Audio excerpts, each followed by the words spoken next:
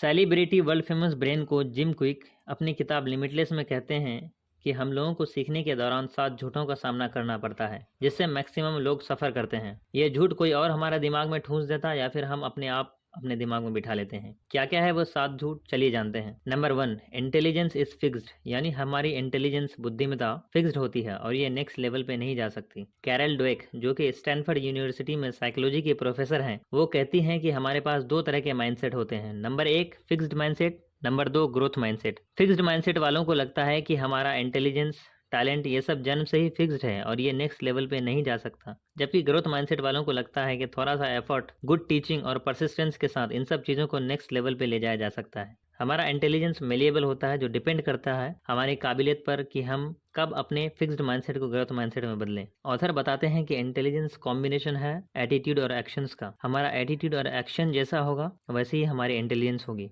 Intelligence एक fluid की तरह होता है जिसे हम कभी भी बढ़ा सकते हैं। Number 2, we use only 10% of our brain, यानी हम लोग अपने दिमाग का सिर्फ 10% ही इस्तेमाल करते हैं। ये एक ऐसा मिथ है जिसे मैक्सिमम लोगों ने सुना है। किसी ने क्लासरूम में सुना है, किसी ने दोस्तों के पास, और बहुत सारे लोगों ने मीडिया, डॉक्यूमेंट्री, टीवी शो या मूवीज़ के माध्यम से सुना होगा। बैरी बेरिस्टन, जो ब्रिटिश कोलंबिया में साइकोलॉजी के प्रोफेसर थे, उनके कई साइंटिफिक डिस्कवरीज में यह पाया गया कि ये मिथ है। बहुत सारे न्यूरोलॉजिस्ट, न्यूरोसाइंटिस्ट के रिसर्च ने इस मिथ को झूठ बताया। ऑथर्स के हिसाब से हमारा पूरा ब्रेन क्रिएटिव है और हम लोग इसका पूरा इस्तेमाल कर सकते हैं। नंबर 3, मिस्टेक्स आर फेलियर्स, यानी हमारी गलतियां ही हमारा फेलियर्स है। 20th सेंचुरी के सबसे महान साइंटिस्ट में से एक एल्बर्ट आइंस्टाइन का नाम जब भी आता है तो हमारे दिमाग में एक ही ख्याल आता है, जीनियस, क्योंकि वो बहुत बड़े साइंटिस्ट और जीनियस थे। उनके रेपुटेशन के हिसाब से लगता है कि वो बहुत रेयरली गलतियां करते होंगे, पर ऐसा नहीं है। वो बहुत ही सिंपल मैथमेटिक्स में भी गलती कर देते थे। फॉर एग्जांपल, उनका सबसे बड़ा वर्क थ्योरी ऑफ रिलेटिविटी में उन्होंने बहुत सारे कैलकुलेशन मिस्टेक्स किए थे।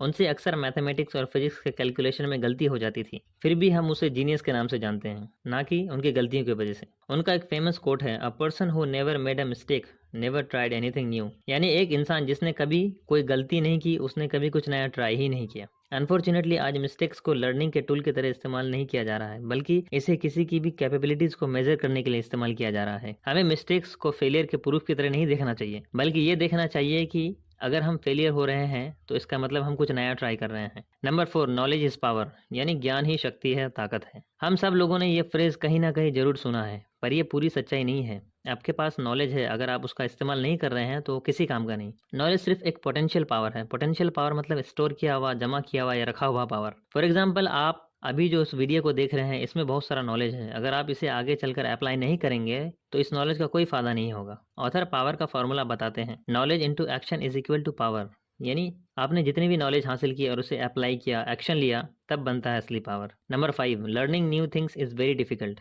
यानी नई चीज़ों को सीखना बहुत मुश्किल है।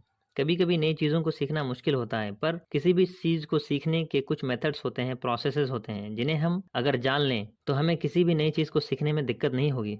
अगर हम लोग किसी भी चीज़ को सीखने के नए नए तरीके सीख लें तो हमारे लिए किसी भी चीज़ को सीखना बहुत ही आसान हो जाएगा, मज़ेदार हो जाएगा और एन्जॉयबल हो जाएगा।